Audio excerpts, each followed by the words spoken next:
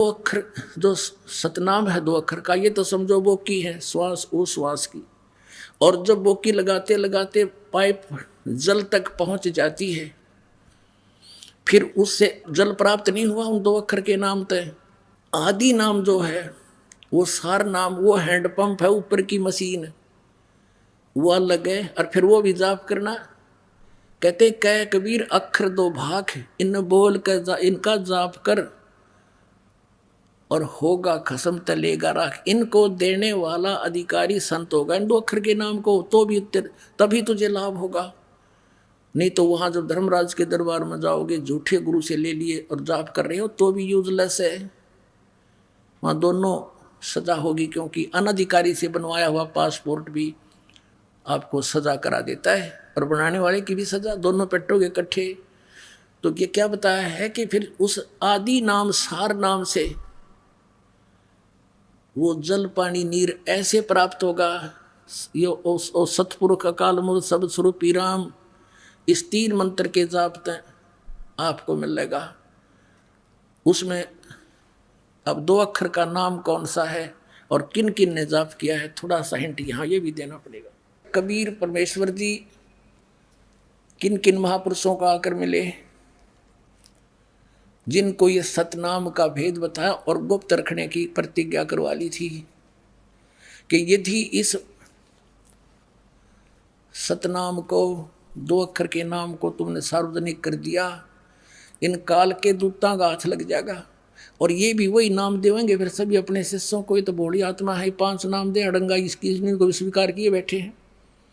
और फिर जब ये बिचली पीढ़ी का समय आना था, काल को छक्के छुड़ाने थे काल के, तो हम पहचान नहीं करवा सकते कि वास्तविक मंत्र कौन से हैं और किन महापुरुषों ने जाप किया। जिन महापुरुषों को ये राधा स्वामी पंथ मुक्त मानते हैं और उनकी वाणी का समर्थन लेते हैं अपने सत्संगों में, वो क्या जाप करके पार हुए, और वही जाप हमने करना होगा, तभी हमारा मोक्ष होगा। आदरणीय नानक साहिब जी को परमेश्वर आए जिंदा महात्मा के रूप में, बेई नदी पर मिले, वहाँ से सचखंड लेकर गए, उनको वापस छोड़ा और फिर उनको बताया था, सारी कहानी से परिचित करा दिया था कि पुण्यात्मा ये सतनाम है, ये दो अक्षर का, ये तू जाप कर, लेकिन अभी किसी को मत बताना, नहीं तो बात बिगड़ जाएगी, अरे आपके भाई बहन बच्चे काल के जाल में फंसे रह जाएंगे। तो ये दृढ़ भगत थे परमात्मा के, इन्होंने कत्ती इसका सुराख भी नहीं लागने दिया, और बल्कि इससे कोसों दूर कर दिया मानव को कि कोई इसका जिक्र भी ना कर देखते। अब ये जो राधा स्वामी पंथ चला है, ये गुरु ग्रंथ साहिब का पाठी था शिवदयाल जी, पंजाब का, पश्चिमी पाकिस्तान जो पहले पंजाब था वहाँ का रहने वाला था, गुरु ग्रंथ साहिब की पाठ करता था। अगर गुरु ग्रंथ साहिब में यूँ नाम होता तो यूँ ये नाम शुरू कर देता नकली। अधिकारी फिर भी ना नहीं था, उसकी दशा तो फिर भी वही होनी थी। लेकिन अब भेद नहीं रहता, आपको पहचान नहीं करा सकते कौन सा रियल मंत्र है। अब देखो आदरणीय नानक साहिब जी दो अक्षर का कौन सा जाप करते थे। ये है सब तो बड़ी भाई वाले वाली जन्म साखी श्री एक ओंकार सतगुरु प्रसादी, ये कोड वर्ड है। एक ओंकार लिखने का क्या आवश्यकता थी, ये कोड वर्ड है। एक ओम और एक और, ये दो अक्षर का सतनाम है। ये सतगुरु के प्रसाद से प्राप्त होगा। ई जन्म साखी अज तक छप चुकिया नालों वड्डी है, सब तो वड्डी ते पुरातन है। और भाई बाले वाली जन्म साखी श्री गुरु नानक देव जी दी, और पंजे साहिब दी साखी ते 10 पातशाह दे जीवन समेत मुकम्मल साखियां हन। प्रकाशक हैं doctor Jawahar Singh Kripal Singh and company, और पुस्तकों वाली गली नंबर 8 बाग रामानंद अमृतसर, यहाँ से छपी है। अब इसके हम आते हैं समंदर की साखी पे, ये देखिएगा समंदर दी साखी,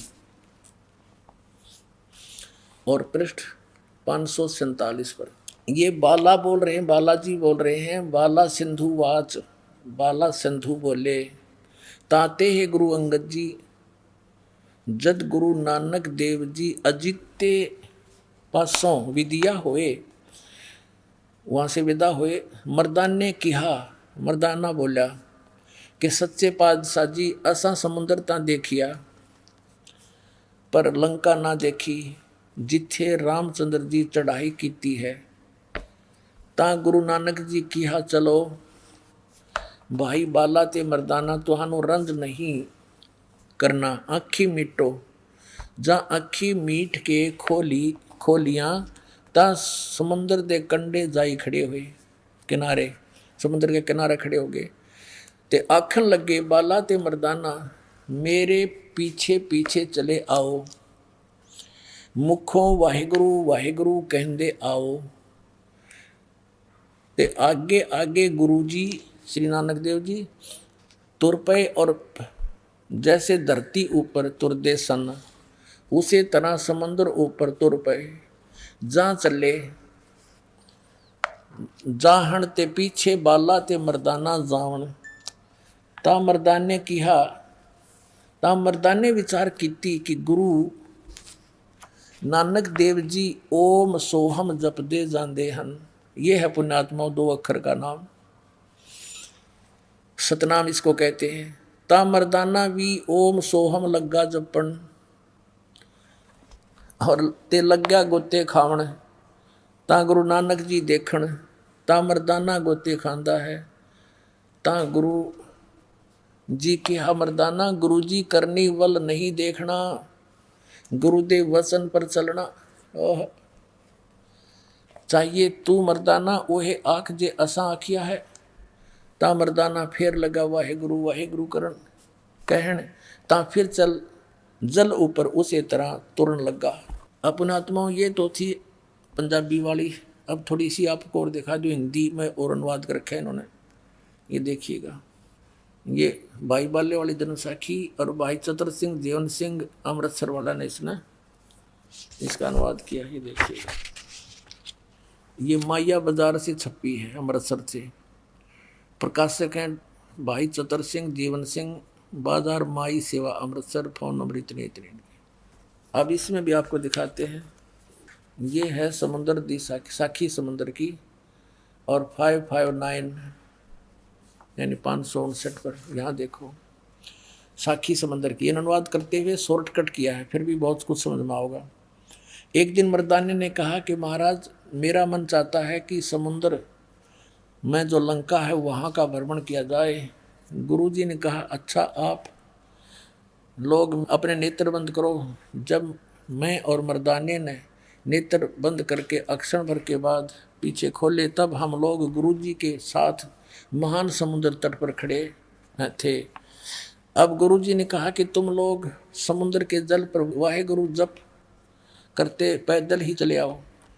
हे गुरु अंगद देव जी, हम लोग गुरुजी के पीछे पीछे उसी तरह जा रहे थे जैसे सूखी पृथ्वी पर चला जाता है। आगे आगे गुरुजी, ये है भाई 2 अक्षर का मंत्र,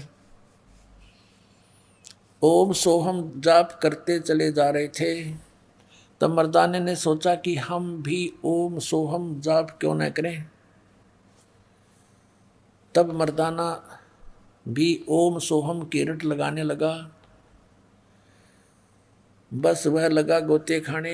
अब गुरुजी ने पीछे देखा तो हंसकर कहने लगे मरे मर्दाना, शिष्य का धर्म है कि वह गुरु के बताए मार्ग पर चले, इसलिए तू वह गुरु ही जप, तेरा उसी में कल्याण है।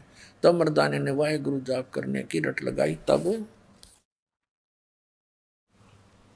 फिर पूर्व प्रकार पानी पर चलने लगा। अब ये है वो मंत्र जिससे मोक्ष होगा। ये राधा स्वामी वालों के पास नहीं, किसी वर्ल्ड में इस संसार में किसी के पास नहीं, इस दास के अतिरिक्त।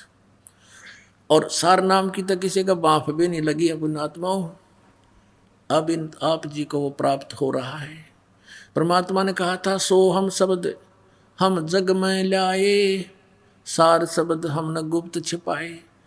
जैसे नानक साहब ने कहा है कि इन सभी सदग्रंथों में जो 52 अक्षर से के लेखों से लिखे गए हैं, ये गीता वेद और पुराण, इनके अंदर सोहम वो अक्षर नहीं है, वो सोहम अक्षर नहीं है।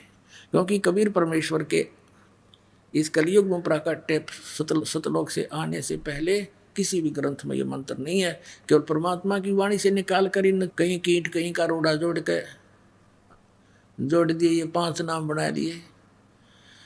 और सोहम मंत्र का देने का अधिकार इस दास के अतिरिक्त 21 ब्रह्मांड में नहीं है। ये सब नकली, अगर कोई इसका वैसे सिंगल भी जाप कर रहा है वो भी अधिकारी नहीं है।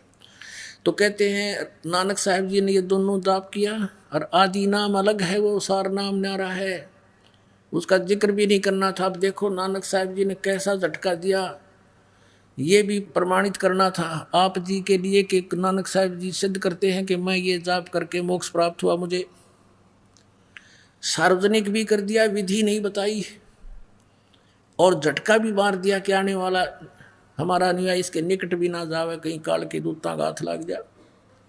तो कितनी प्यारी आत्मा थी ये महापुरुष, इन्होंने कैसे चाल के साथ भूल भुलैया करके आज तक इस सच्चाई को और इस मूल मंत्र को और इस खजाने को तो आपके लिए सुरक्षित रखा। जैसे एक प्राण संगली नाम का ग्रंथ है, नानक साहिब जी की अमृत, उसके अंदर अपनी विशेष उसमें ज्ञान दिया है। जैसे कबीर साहिब का कबीर बीजक है, और उसमें ये मंत्र क्लियर लिखा हुआ 2 अक्षर का, आदि नाम सार नाम का भी उसमें संकेत है, क्लियर नहीं है। लेकिन अब उन गुरुजियों ने, जब अर्जुन देव जी 5वें गुरुजी इस सभी यानी आदरणीय नानक साहिब जी की महिला पहला की वाणी को, साथ में सभी अपनी भी और 3 और गुरुओं की, इन 5 की वाणी को जब संग्रह करके एक जलद बनाने लगे, गुरु ग्रंथ साहब की बीड़ बनाई, बीड़ बोलते इसके। उस समय ये प्राण संगली कहाँ थी? नानक साहब जी ने, एक राजा था सिंगलदीप का, शिवनाभ नाम था उसका, उसको कहा था कि ये मेरा शरीर है, यह मेरी देह है, और इसको किसी के हाथ ना लगने देना, संभाल के रखना। और क्योंकि वो राजा समर्थ था, उसको उससे कोई ले नहीं सकता था इधर उधर का कोई व्यक्ति, इसलिए वहाँ सुरक्षित रखी थी। पता था कि आने वाली पीढ़ी का ये काम आवेगी। अर्जुन देव जी ने वो मंगवाई भी, फिर उसको उसके अंदर देखा किस्मत यू मंत्र भी है, जिसको मर्दाना ने जाप कर दिया था वो मर गया होता गुरु जी का आदेश ने, तो उसने उस घड़ा लिख रखा, उसमें बहुत प्रमाण थे, जिस कारण से उस प्राण संगली को जल में प्रवाह कर दिया। आए है इसे अमृत ज्ञान को परमात्मा ने फिर दया करी, अपने प्रेरणा करी। एक साधु भक्त में प्रार्थना करके अर्जुन देव से कहा, भगवान मैं रख लूँगा इसको संभाल के, पढ़ लिया करूँगा एकांत में बैठ के, इसको दे दो मुझे। फिर वो निकलवा लिया। वो थोड़ा बहुत प्रमाण आज हमारे पास है, इसका प्रमाण थोड़ा सा और दिखाते हैं आपको। ये देखिएगा प्राण संगली, श्री गुरु नानक देव साहिब की प्राण संगली सटीपण, ये यहाँ से छपी है, वेलवेडियर प्रिंटिंग प्रेस इलाहाबाद से, भाग 1। ये प्राण संगली सटीपण प्रथम भाग, श्री गुरु नानक साहिब विरचित प्राणों का अपूर्व कवच, ये उन्होंने लिखा है। गुरुमुखी अक्षरों से भाषा अक्षरों में सटीपण सही तैयार करके गुरु साहिब के संक्षिप्त जीवन चरित्र समेत संपूर्ण संघ जी ने प्रेम प्रसाद रूप से अर्पण किया। ये संपूर्ण संघ जी ने ये इसका पंजाबी से हिंदी में लिखी है। ये प्रकाशक हैं Belvedere printing press, Motilal road Allahabad, Motilal Nehru road. अब इसमें देखिएगा निवेदन में ये है आवश्यक सूचना, गुरु नानक साहिब ने यह अपूर्व ग्रंथ प्राण संगली किस अवसर पर सिंगला द्वीप में वहाँ के परम भक्त राजा शिवनाभ जी को उपदेश करके बख्श दिया, और फिर उनकी 5वीं गद्दी के अधिकारी गुरु अर्जुन देव जी ने उसे कैसे संगलदीप से मंगाया और किस कारण से उसे गुरु ग्रंथ साहिब के संग्रह से अलग रखा, इसका वर्णन गुरु नानक साहिब जी के जीवन चरित्र में दूसरी यात्रा के आखिरी हिस्से में और टिप्पणकार के निवेदन में लिखा है। गुरु नानक साहिब ने यह अनमोल ग्रंथ, इस अनमोल ग्रंथ का नाम प्राण संगली क्यों रखा? यह तो पक्के तौर पर वही कह सकता है जिसकी गति उनकी सी हो। किस कारण को तो वही बता सकता है जो उन जैसा ही उन जैसी ज्ञानवान हो। तो भी कुछ लखावा उसका उनके इस वचन से होता है जो निज मुख से उन्होंने राजा शिवनाभ से कहा, अहे पुण्यात्मा, आंखों में पानी आ जाता है। ये मार्मिक वचन पढ़कर श्री नानक साहिब जी के देखिएगा। ई ग्रंथ मेरी देह है, मेरा स्थूल रूप है, प्राणों मेरिया का संग्रह कहो कवच है, और जगत समुद्र का ई पुल है, संसार से पार होने का। इसके अंदर बहुत मटेरियल लिख दिया, मैटर लिखा मैंने। संसार सागर से पार करने का पुल है। ई प्राण संगली में तैनू बख्शी है, तुझे बख्शीश दे दी है। ई अदर वस्तु है, सोते जरी है, यानी तू इसका अधिकारी पाया मुझे। ई प्राण संगली अमृत प्रभा है, तेरे मुख विखे प्रवेश हुई है। होर 3 लोकां विच इस वस्तु ਨੂੰ संभालता कोई नहीं, ताते प्राणों विखे प्राण संगली रखनी। ओए होए होए।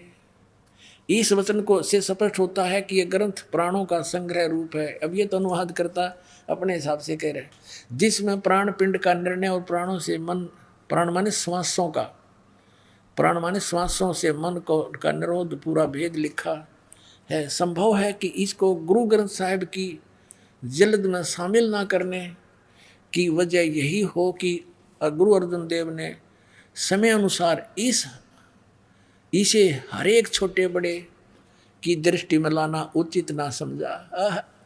ये स्पष्ट है कि इस ग्रंथ को गुरु अर्जुन देव जी ने जो 5वें पीढ़ी गद्दी पर थे कि छोटे बड़े की नज़र में लाना उचित नहीं समझा। ये बिल्कुल सही था, क्योंकि इसके अंदर वो सतनाम था जिसके जाप करने से मर्दाना डूब गया होता। इस डर से उन्होंने इस गुरु ग्रंथ साहिब में रखा ही नहीं और इसको अक्षर में जल प्रवाह कर दिया कि कहीं किसी का हाथ लाग जाए, कोई और पढ़ के ना इससे मर जाए डूब के। पुण्यात्मा, अब देखो काल कैसे जाल फैला रहा था, नाश करना चाहता है इस अनमोल ग्रंथ का, और ये मिल गया हमने। आगे देखो इसमें क्या लिखा है। अब देखो इसमें निवेदन है, यहाँ लिखा है कि श्री गुरु नानक साहिब के 5वें स्थान पर श्री अर्जुन देव जी हुए हैं, जिन्होंने गुरुवाणी की बीड़ बांधते समय भाई पैड़ा नामी एक शिष्य को पैड़ा नामक शिष्य को सिंगला दीप भेजकर राजा शिवनाभ के पौत्र के पास से, शिवनाभ तो मर लिया था, अपने पोते को देगा था, बेटा इसने संभाल कर रखना, गुरु जी की कहा हुआ जो अनमोल धरोहर है, यह ग्रंथ मंगवाया था। और जिसे किसी कारण से श्री गुरु ग्रंथ साहिब की बीड़ में रखना उचित न समझकर सर्वथा ही जल प्रवाहित कर दिया था। अहे सारा का सारा जल में डाल दिया था यह प्राण संगली, जो कि एक परम प्रेमी साधु की अत्यंत प्रार्थना से द्रवीभूत होकर हुए गुरु साहब ने यानी अर्जुन देव जी से प्रार्थना की, तब साहब के वचन अनुसार जल से निकलवाया और जैसे का तैसे उसे ही बख्शीश कर दिया गया। अर्जुन देव जी ने उसको दे दिया कि ले जा तू, बस हमने इसको छुपा कर रखिए, बख्शीश कर दिया गया था। जिसका प्रसंग गुरु प्रताप सूरज प्रकाश नामक प्रमाणिक इतिहास की तृतीया राशिगत 32वें अंशों में लिखा है। अपने आत्मा यो खजाना आपके लिए रोक रखा था। आप वो पुण्यकर्मी प्राणी हो जो मनुष्य शरीर प्राप्त करके इस नाम का सतनाम को प्राप्त कर चुके हो। उसके बारे में कहा कि लख बर सूरा जूझ ही लख बर सावत दे, लख बर यति जहान में तब सतगुरु शरणा ले। अब ये 2 अक्षर का मंत्र नानक साहब जी जाप करते थे, क्लियर हुआ। सार नाम गुप्त है, उसका तो किसी ने भेद भी नहीं लागण दिया इन महापुरुषों ने, इस दास के ऊपर मेहर करी परमात्मा ने। फिर आदरणीय धर्मदास साहिब जी को यही मंत्र दिया था परमात्मा ने, ओम सोम शब्द प्रकाशा। और आदरणीय घीसा दास साहिब जी ने अपनी वाणी में कहा है, ओम सोहम जप ले भाई राम नाम की यही कमाई। ये नाम है असली मंत्र, यू है राम का नाम। ओम सोहम राम नाम जप कर थर होई, ओम सोहम मंत्र दोई। राम नाम जप कर थर होई, थर माने स्थाई स्थान सतलोक प्राप्ति कर सकते हो। और ये ओम सोहम मंत्र दो, ये है 2 अक्षर के मंत्र। आदरणीय गरीबदास साहिब जी कह रहे हैं जिनको भगवान मिले थे, ये मंत्र दिया था स्पेशल। सोहम शब्द हम जग में लाए सार है, और सार शब्द हमने गुप्त छिपाए। नामा छिपा ओम तारी, पीछे सो हम वेद विचारी। सार शब्द पाया जद लोई, आवागमन बहुर ना होई। और ये दास के बिना कोई अधिकारी नहीं पुण्यात्मा, तुम्हारा सौभाग्य है। आपको ये मंत्र कितना आसानी से मिल गया। आप कितनी पुण्यकर्मी प्राणी हो, क्योंकि लाल की कीमत जौहरी जानता है। ये दास जौहरी है, तुम लाल हो। कहते हैं परमात्मा ने कहा कि गोता मारूं स्वर्ग में, जा बैठूं पाताल। गरीबदास ढूंढता फिरूं अपने हीरे मोती लाल। आप वो हीरे मोती लाल हैं जिनको ये सतनाम और सारनाम प्राप्त हो रहा है। बोलो सतगुरुदेव।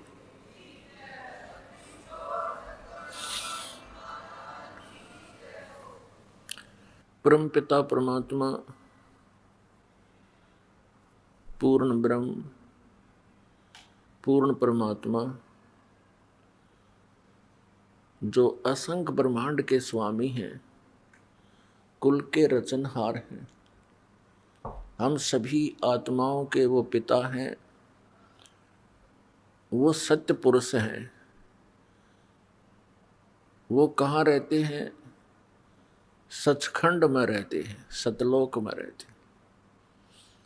वो अमर स्थान है, अविनाशी स्थान है। वो अविनाशी ही भगवान है।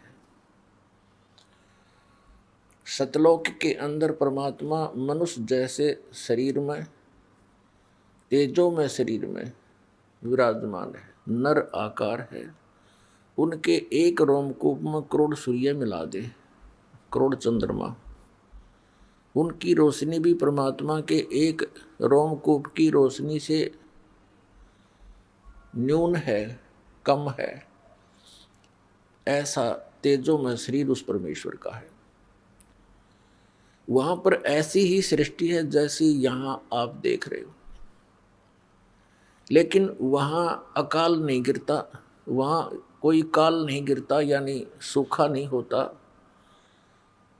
फ्लड नहीं आती। वहाँ का जो वातावरण है वो एक जैसा सुहाना रहता है। वहाँ बने शरीर ये 5 तत्वों के नहीं हैं, नाड़ियों का तंत्र उसमें नहीं है, वो एक तत्व से बने हुए होते हैं। उसमें वृद्ध अवस्था नहीं होती, वहाँ कोई रोग नहीं है, राग द्वेष नहीं है, क्योंकि वहाँ सभी को समांतर सुविधाएं प्राप्त हैं। कोई ऊंच नीच नहीं है एक मालिक को छोड़ के। हम पहले वहीं रहा करते थे। यहाँ कोई चींटी है, मच्छर है, जीवाणु है, उन सब के वहाँ पर अलग अलग बहुत बड़े महल बने हुए हैं, और आज वो खाली पड़े हैं। हम अपनी मूर्खता से, अज्ञानता से, गलती से उस सुख को त्याग कर इस काल भगवान के साथ यहाँ आ गए। इसने यहाँ हमारा बहुत दुरुपयोग कर रखा है। ये हमारे साथ बहुत दुर्व्यवहार कर रहा है।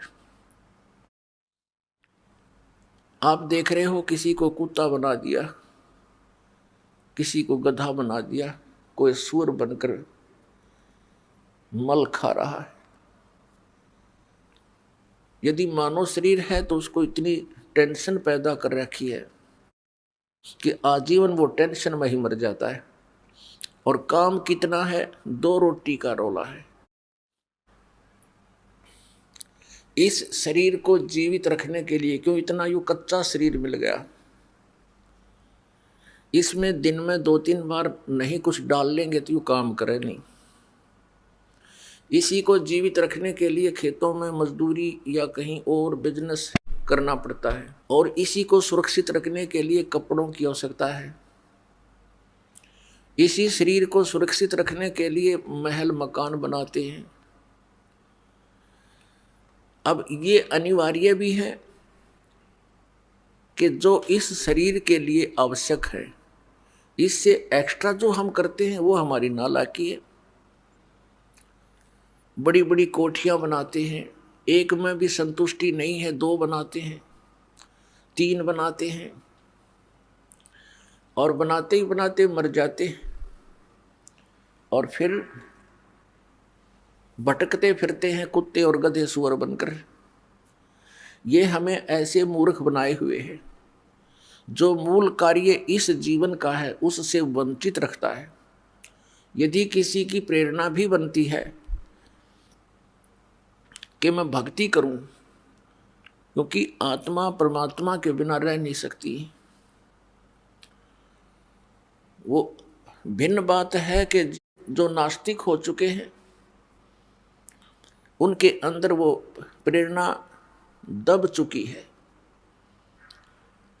नाश नहीं हुआ है, वो दब चुकी है, क्योंकि वो ऐसे माहौल में रहते हैं, ऐसे वातावरण में रहते हैं, वहाँ के सभी लोग उसी विचारों के होते हैं, तो उनकी वो भावना और दबती ही चली जाती है। यदि वे व्यक्ति भी सत्संग के अंदर आएंगे तो उनके अंदर दबी हुई वो भावना, परमात्मा पाने की प्रेरणा फिर से अंकुरित हो जाएगी। यदि कोई साधना करने की चेष्टा कर रहा है तो ये काल भगवान उसको शास्त्र विधि त्याग कर मनमाने आचरण पर दृढ़ किए हुए है, और इतना दृढ़ कर दिया कि अब यदि सच्चाई बताने की चेष्टा की जाती है तो हाहाकार मच जाता है। पहले परमात्मा ने स्वयं आकर के, परमेश्वर कबीर देव जी ने, कबीर साहब, काशी वाले धाणक ने, जुलाहे ने, वो पूर्ण परमात्मा है, सारी सृष्टि का रचनहार है। उस परमेश्वर ने आकर के हमें ये ज्ञान देना चाहा था कि बच्चों, तुम काल के जाल में फंसे हुए हो, तुम्हें मूर्ख बना रखा है इस काल ने। आज तुम अपनी कोठी और बेटी, पुत्र और संपत्ति को अपना मानते हो, एक क्षण में आपकी मृत्यु हो जाती है, ये आपके हैं। परमात्मा ने कहा ये झूठा संसार आ रे, इनमें कोई नहीं तुम्हारा रे। ये बातें हमें अच्छी नहीं लगती, क्योंकि हम अज्ञान से परिपूर्ण हैं कि ये कैसे कह रहे हैं कि यहाँ हमारा कोई नहीं है। ऐसे कह रहे हैं परमात्मा कि आज तुम सब कुछ को अपना मान रहे हो, आज ही आपकी मृत्यु हो जाती है, जो होनी ही है, कभी ना कभी तो होनी ही है, तो आपका कहाँ ये। तो इस तरह की जो सच्चाई है और जिसकी हमें जानने की आवश्यकता है, ये बहुत खटकती है। फिर दूसरा ये कहा जाता है कि जो पूजाएं आप कर रहे हो ये पूजाएं ठीक नहीं, ये किसी काम की नहीं है, क्योंकि ये शास्त्रों में प्रमाणित नहीं है, सदग्रंथों में वर्णित नहीं है। उन महापुरुषों ने जिन्होंने परमात्मा पाया है, उन्होंने ये मंत्र जाप नहीं किए जो तुम कर रहे हो, उन्होंने ये साधनाएं नहीं की जो आप जी कर रहे हो, इसलिए आपकी साधना व्यर्थ है। तो इससे एकदम हलचल मच जाती है, और विशेषकर वो गुरु लोग जो उनको अज्ञानी बनाए बैठे हैं, श्रद्धालुओं को, उनको ज़्यादा चिंता लग जाती है, और उनको ये चिंता बन जाती है कि कहीं ये सभी तुम्हारे शिष्य यहाँ से भाग ना जाएं। उन गुरुओं का सहयोग वो देते हैं जो उनके द्वारा बनाए गए लिटरेचर को बेचकर रोजी रोटी चला रहे हैं, या उनसे प्राप्त दान का दुरुपयोग करके मौज मस्ती मार रहे हैं। वो फिर उन भोली आत्माओं को, उस गुरु के शिष्यों को भ्रमित करते हैं, जैसे पहले भ्रमित करके कबीर परमेश्वर के पीछे लगा दिए, अपने ही बच्चे अपने ही पिता के साथ विरोधी बनकर खड़े हो गए। हम कितने भोले और अज्ञानी हैं, हम परमात्मा को ना पहचान कर उसके शत्रु बना दिए। और अब इस दास को सेवा दी भगवान ने, कबीर भगवान ने, ये सच्ची बात कहने की। और ये दास उसी दिन से, सन 1994 से, जिस दिन से आदेश हुआ है उपदेश देने का, उसी दिन से आज तक 18वां वर्ष चल चुका है। ये दास ऐसे ही बोल रहा है, ये सच्चाई आपके समक्ष लाना चाह रहा है। इसी के कारण ये क्रोथा कांड कराया इन अज्ञानी दुष्ट लोगों ने, राजा और प्रजा को भ्रमित करके बेहुदी अफवाहें फैलाकर। लेकिन हमारे साथ परमात्मा है, उन्हीं का आदेश है कि उसके बच्चों तक ये दास ये तत्व ज्ञान पहुंचाए, जिसके आगे इस काल ने ये नकली गुरु बाड़ बना रखे, ये बाधक खड़े कर रखे। अब ये तूफान है, तत्व ज्ञान ये तोब का गोला है, इसके सामने ये अज्ञानी अब रुक नहीं पाएंगे। और ज्ञान सब ज्ञानड़ी, कबीर ज्ञान सो ज्ञान, जैसे गोला तोब का अब करता चले मैदान। ये तत्व ज्ञान परमात्मा का दिया हुआ ज्ञान, सच्चिदानंद घन ब्रह्म की वाणी में, जो कबीर वाणी में लिखा, ये ज्ञान ये तोब यंत्र का गोला है, और जहां भी ये गिरेगा अज्ञान का नाश कर देगा। अब ये गोले डाले जा रहे हैं, घर घर में संदेश भेजा जा रहा है, ज्ञान गंगा पुस्तक परमात्मा के बच्चों तक पहुंचाई जा रही है। जहां भी ये गिरेगा, जहां भी ये पुस्तक होगी, उस घर का तो उद्धार होगा ही होगा 101 पीढ़ी का, और पड़ोसी भी उससे प्रभावित होकर के फिर यहाँ आएंगे, सदा सुखी हो जाएंगे। तो इसमें ये बाधा पैदा कर रहे हैं। कल आपको बताया था कि भगवान के मार्ग में जो खड़ा होता है और फिर उसी को रोकने की चेष्टा करता है, वो अंधा गधा होता है। अंधा गधा रेल की पटरी पर खड़ा था, रेल की गड़गड़ की आवाज़ से उसको आभास हुआ कि तुझे कोई डिस्टर्ब करने इधर ही आ रहा है। उसने दोनों दुलत्ती उसी साइड में कर लिए, पिछले पैर जिधर से गड़गड़ की आवाज़ आ रही थी, और ये सोचा कि आन दे निकट, ये कौन मुझे छेड़ने आ रहा है। तो वो अवरोध पैदा कर रहा था रेल मार्ग में, तो रेल अंधे गधे से थोड़ी रुकेगी। जो ही गाड़ी निकट आई, अंधे ने दोनों दुलत्ती पिनाई और खट देसी मार दी अपने स्वभाव अनुसार। अब गाड़ी ने पटक दिया, ठा गया, वो नामो निशान नहीं मिला।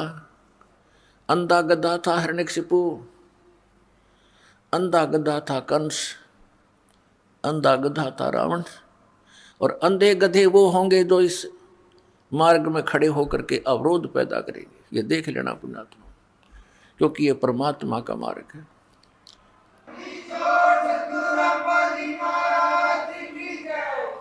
परमेश्वर ने आकर के ये तत्व ज्ञान दिया था, वही ज्ञान ये दास आपको केवल सुना रहा है, अपनी तरफ से अपने विचार कुछ नहीं दे रहा। कई भोले श्रद्धालु कहते हैं कि आपके गुरुजी पुस्तकें दिखाते हैं, संतों की बताई बातों को बताते हैं, अपना भी तो कुछ अनुभव बतावें। अरे भले पुरुषों, एक बच्चा विद्यार्थी स्टडी कर रहा है और वो थ्योरी पढ़ रहा है, उस थ्योरी पर, उस सिलेबस के आधार से उसने प्रैक्टिकल करना होता है। जैसे बच्चे लैब के अंदर प्रैक्टिकल करते हैं, वो पहले उसका विवरण पढ़ते हैं कि किस एंगल पर कौन सी ट्यूब मोड़नी है, उसको कैसे मोड़ा जाता है। एक लैंप हो, सेपरेट लैंप हो, फिर एक पाइप को ऐसे गर्म करे, धीरे धीरे ऐसे करे, वो पहले लिखा होता है, उसके आधार से फिर प्रैक्टिकल करना होता है। अब यदि उस बच्चे ने वो पहले ये बता दिया कि ऐसे ऐसे लिखा है, और फिर वो अनुभव बताएगा, तो वही बताएगा जो लिखा हुआ है। उससे भिन्न यदि वो अनुभव बताता, वो रॉन्ग है, वो गलत है। जिन महापुरुषों ने परमात्मा पाया, आदरणीय धर्मदास साहिब जी को परमेश्वर कबीर जी स्वयं आकर मिले थे जिंदा महात्मा के रूप में मथुरा में। आदरणीय मुलुकदास साहिब जी को मिले थे उसके गांव में, ऐसे ही एक जिंदा महात्मा के रूप में सत्संग कर रहे थे। आदरणीय दादू साहिब जी को मिले जिंदा बाबा के रूप में, आदरणीय नानक साहिब जी को मिले जिंदा बाबा के रूप में बेई नदी पर, आदरणीय गरीबदास साहिब जी को मिले गांव छुड़ानी जिला झज्जर हरियाणा के अंदर खेतों में, जब वो गायें चरा रहे थे, गौएं चरा रहे थे, 10 वर्ष के बालक थे। आदरणीय घीसा साहिब जी को मिले गांव खेखड़ा जिला मेरठ उत्तर प्रदेश में, और इस रामपाल दास को मिले हरियाणा में।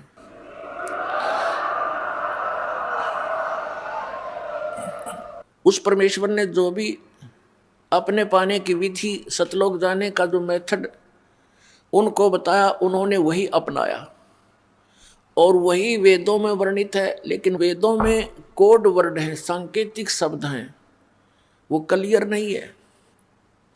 उसके लिए यजुर्वेद अध्याय नंबर 40 के श्लोक नंबर 10 से लेकर 13 में, श्रीमद् भगवत गीता अध्याय नंबर 4 के श्लोक नंबर 32 और 34 में ये स्पष्ट किया हुआ है कि जो सच्चिदानंद घन ब्रह्म की वाणी में इन यज्ञों की जानकारी, यज्ञ माने धार्मिक अनुष्ठानों की जानकारी विस्तार पूर्वक कही गई है, वो तत्व ज्ञान है। सच्चिदानंद ब्रह्म ने मुखे सच्चिदानंद घन ब्रह्म की वाणी में, यानी परमेश्वर ने स्वयं आकर के जो ज्ञान बताया है, उनके मुख कमल से बोली गई वो वाणी, कबीर वाणी में जो ज्ञान लिखा वो तत्व ज्ञान है। और वो परमात्मा चारों युगों में आते हैं, चारों युगों में ऐसी वाणी बोलते हैं, वो सूक्ष्म वेद होता है, वो तत्व ज्ञान होता है, वो कबीर वाणी होती है। चौथे अध्याय के 34वें श्लोक में कहा कि उस तत्व ज्ञान को, और यजुर्वेद अध्याय नंबर 40 के श्लोक नंबर 10 से 13 तक यही प्रमाण दिया है कि उस तत्व ज्ञान को तू तत्वदर्शी संतों के पास जाकर समझ, उनको दंडवत प्रणाम करने से, कपट छोड़कर प्रसन्न करने से वह तत्वदर्शी संत तुझे परमात्मा के बारे में जानकारी देंगे। इससे सिद्ध हो गया कि वेद ज्ञानदाता और गीता ज्ञानदाता यो एक ही है, ये ब्रह्म है, ये काल है। और श्री कृष्ण जी में प्रवेश करके तो इसने गीता जी बोल दी, चारों वेदों का सारांश, कुछ अपना भी इसने अटकल अड़ाई है। और वेद ज्ञान प्योर है, कोरा है, सही है, क्योंकि ये पूर्ण परमात्मा कबीर देव द्वारा इसके अंतःकरण में कंप्यूटर में फीड कर दिया था, इसके कंप्यूटर में, और फिर इसने बाहर डाउनलोड कर लिया। वो बाहर निकला, जैसे माता को गर्भ होता है, फिर समय आने पर अपने आप वो बाहर आ जाता है। इसी प्रकार परमात्मा ने इसी उद्देश्य से इसके अंतःकरण में, काल के ब्रह्म के अंतःकरण में ये 500 वेद भर दिए थे, उसका समय निर्धारित कर दिया था। उस समय ये अपने आप इसके श्वासों के द्वारा बाहर आ गए। अपने आत्मा, अगर आज से 50 वर्ष पहले ये बात दास कहता कि श्वासों के माध्यम से बाहर आ गए ये इतने वेद, तो शायद नहीं जचती किसी का झूठ बोल रहा है। अब आप देख रहे हो इंटरनेट कैसा लगा, ये तो मैन मेड है और ये गॉड मेड शरीर, इसमें तो ऐसे इंस्ट्रूमेंट है विज्ञान 100 जन्म भी नहीं ढूंढ सकती। तो वो कहाँ से कहाँ आते हैं, एक मोबाइल से दूसरे मोबाइल में ना कोई तार है, ना कोई कनेक्शन है, ब्लूटूथ के माध्यम से या वैसे मैसेज के माध्यम से पूरी की पूरी फिल्म, पूरे के पूरे कई घंटों के प्रवचन एक दूसरे में चले जाते हैं। तो अब इसको समझना बहुत आसान हो गया। तो श्वासों के माध्यम से ये बाहर आए, बाहर आते ही ये एक सुंदर कागज के रूप में उपलब्ध हुए उसके ऊपर।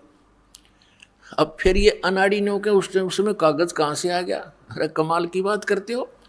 एक तरफ वो कहते हैं कि भगवान ने आदमी बना दिए और युवा बना दिए। जब परमात्मा आदमी बना सके है तो कागज और ये बनाते उसने कम सी देर लगेगी? जो सारे ब्रह्मांड रच सकता है और वो कागज तुम बना नहीं सकते, जो मालिक भेज दे। तो ऐसा ही हुआ था। इस ब्रह्म ने उनको पढ़ा था और उसने देखा कि ये 5वां जो वेद है, सूक्ष्म वेद, इसके अंदर तो पूरा ही ज्ञान दिया हुआ है, और इसको, इन प्राणियों को जो मेरे अंतर्गत फंसे हैं, इनको ये ज्ञान हो गया तो ये भाग जाएंगे यहाँ से। उसको उसने खत्म कर दिया और 4 वेद दे दिए जिसमें सांकेतिक शब्द हैं अधिक। तो जिस कारण से उस परमेश्वर ने उस नष्ट किए हुए ज्ञान को स्वयं देने के लिए आना पड़ता है, उसी उद्देश्य से वो परमात्मा यहाँ आए। तो कहने का भाव ये कि इन वेदों में और गीता में जो कुछ भी लिखा है, वेदों में लिखा है वो बिल्कुल सही है।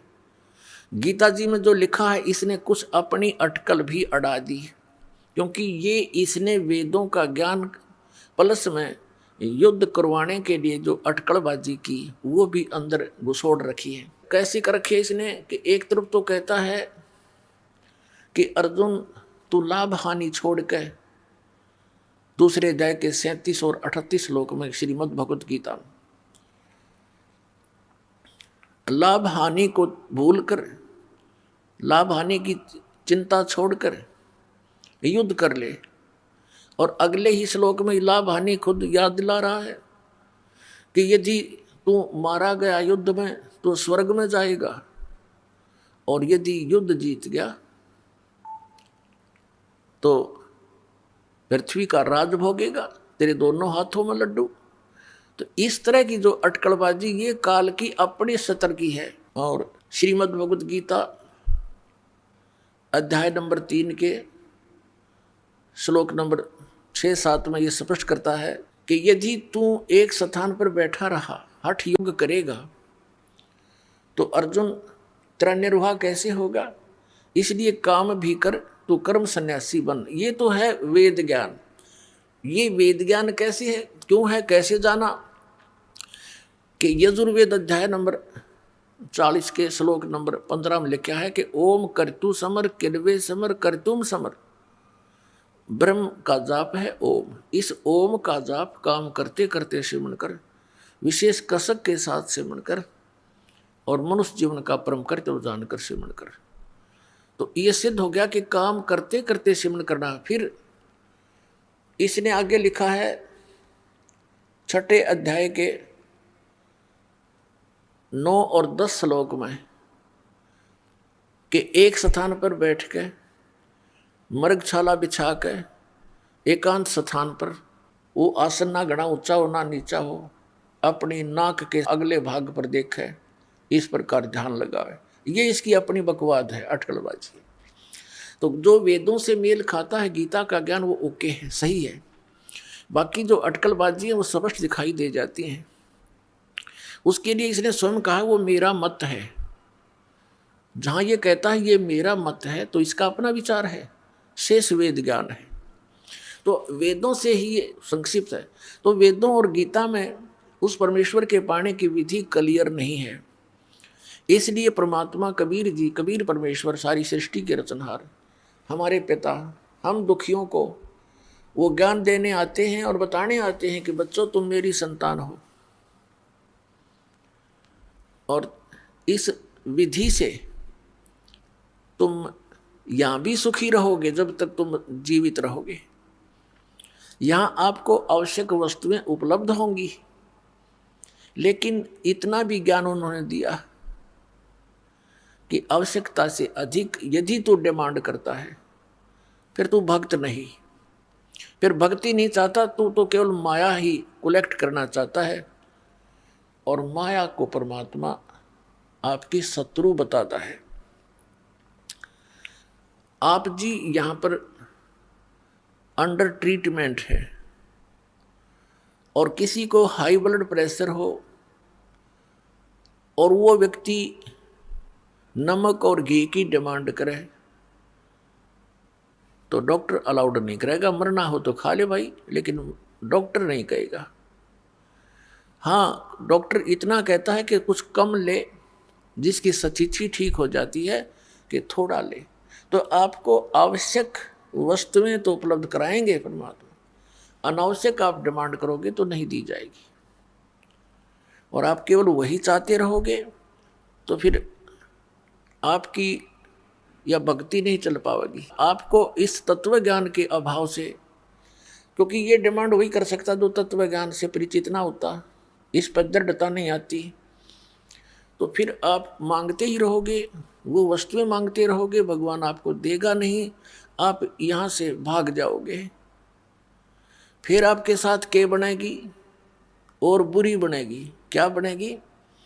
कि जिस व्यक्ति ने यहाँ रह करके 1 वर्ष 2 वर्ष महीने 2 महीने 6 महीने सतनाम प्राप्त कर लिया या नहीं किया, प्रथम मंत्र को भी छोड़ जाते हैं, तो इनसे आपकी बहुत भक्ति कमाई संग्रहित हो जाती है, संचित हो जाती है। वो भक्ति तो परमात्मा अपने विधान से आप जुड़वा रहा था कि इस भक्ति की शक्ति से ही तुम सतलोक जा सकोगे, और आप मांगते रहते हो अननेसेसरी थिंग, अनावश्यक वस्तुएं, तो वो आपको नहीं देगा। तो जिस कारण से आप डिमांड पर डिमांड रखते हो, फिर वो परमात्मा जानबूझ करके ये इसकी दुश्मन बन जाएगी आगे चलकर, वो नहीं देता है। तो आप तत्व ज्ञान के अभाव से, परमात्मा के इस ज्ञान पर अविश्वास होने के कारण छोड़ जाते हो। फिर आपके लिए बूंदी बनेगी, आप काल के फंस जाओगे। अब काल के पास तो कोई है नहीं, वो तो आपकी की हुई क्रिया आपको ही देता है। अब जो आपने 1 वर्ष 2 वर्ष 4 वर्ष 5 वर्ष यहाँ रह करके जो भक्ति की, वो तो आपके साथ थी। परमात्मा तो उसको चाहता था ये बर्बाद ना करे। और जिस धनी का बेटा 1-2 लाख रुपये ले रहा हो, पिताजी तो उसको गाइड करता, बेटा तू बर्बाद ना कर, अच्छी तरह लगा, सुरक्षित रख, डिपॉजिट करा दे कि तेरे आगे दुगने बढ़ जाएंगे।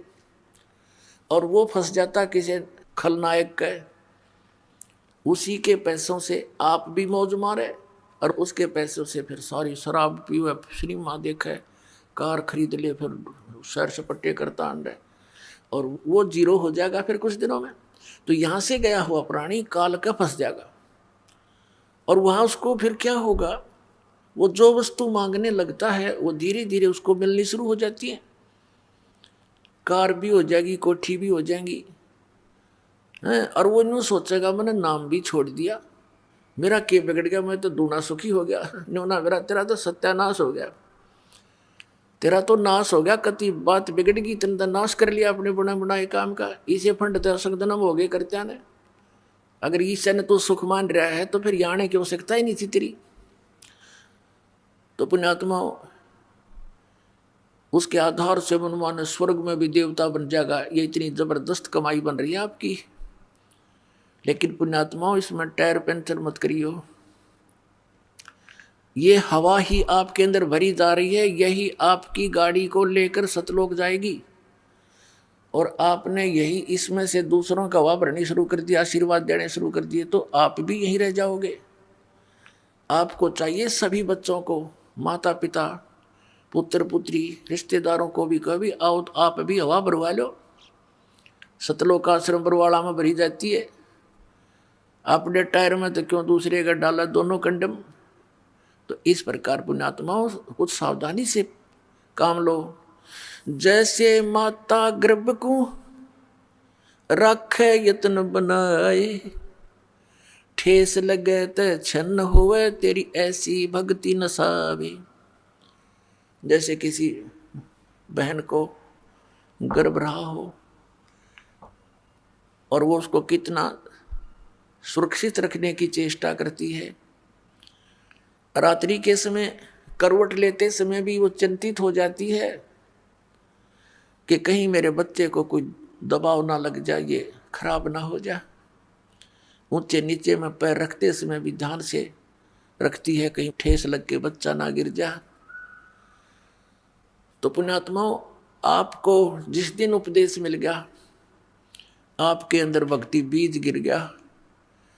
अब इस भक्ति बीज को ऐसे सुरक्षित रखना है आपने, इस भक्ति रूपी लाल को, जैसे माता गर्भ को रखे यत्न बनाए, और ठेस लगे तो यानी झटका लग गया तो क्षण होए, क्षीण हो जाएगा, नष्ट हो जाएगा, ऐसे भक्ति जावे। तो इस प्रकार आपने इस भक्ति को बड़ी सावधानी से बना के रखना है। सौभाग्य आपका कि आपको ये वस्तु मिल गई। उस उलझे हुए अज्ञान से ये तत्व ज्ञान बना के 9 मन सूद सुलझा के आज आपके समक्ष रख दिया। अब सुलझे हुए सूत को तो फिर मिनट लगे, कपड़ा बनाते समय मिनटों में तैयार हो जाएगा। ये सुलझा सुलझा सूत आपको दे दिया है, इसकी कदर करो, इसको ठुकराओ मत। अब जैसे ये पुस्तक भक्त वितरित कर रहे हैं गांव गांव नगर नगर में जाके, कुछ भोली आत्मा इनको पाठ देते हैं, किस लिए कि रामपाल के सत्संग है इसमें। और ये तो निंदा करता सब संतों की। बताए भगवान कद टूटेगी इनकी या चौंध, कद समझेंगे ये भगवान को। इन अज्ञानियों ने इतना नाश कर रखा भक्ति का, ऐसे अंधे बना दिए जीवों को। तो इसकी कदर करो पुण्यात्माओं। अब क्या कहते हैं, गुरुआ गाम बिगाड़े संतो गुरुआ गाम बिगाड़े, ऐसे कर्म जीव कहला दिए ईब जड़े ना जाड़े, संतो गुरुआ गाम बिगाड़े। इन नकली गुरुओं ने गाम के गाम पूरे समूह के समूह बिगाड़ दिए, भक्ति नाश कर दी। अब क्या बताते हैं, गुरुआ गाम बिगाड़े संतो गुरुआ गाम बिगाड़े, और ऐसे कर्म जीव कहला दिए अब बहुत जड़े ना जाड़े। क्या बताते हैं, बोले गुरुआ गर्भ न कीजे ताते पाहन कदे ना रीजे, बाल मुकुंद बोलत नाही ये लटक बिहारी लूटे। ये जो गलत साधनाओं पर आपको आधारित किए बैठे हैं ये नकली गुरु, उनके विषय में बता रहे हैं परमात्मा कि जो साधनाएं तुम कर रहे हो इस विधि से आपका मोक्ष नहीं हो सकता, और गुरु आके सिर मार पड़ेगी इसका पांडा कदे ना छूटे। ये झूठे गुरु बन के बैठ के बोली आत्माओं को गुमराह कर रहे हैं, इनका भार रख लिया सिर पे इन्होंने। पुण्यात्माओं इस दास को पता लग गया, मेरी आंखें बन गई, मोतिया बिंद मेरा हट गया।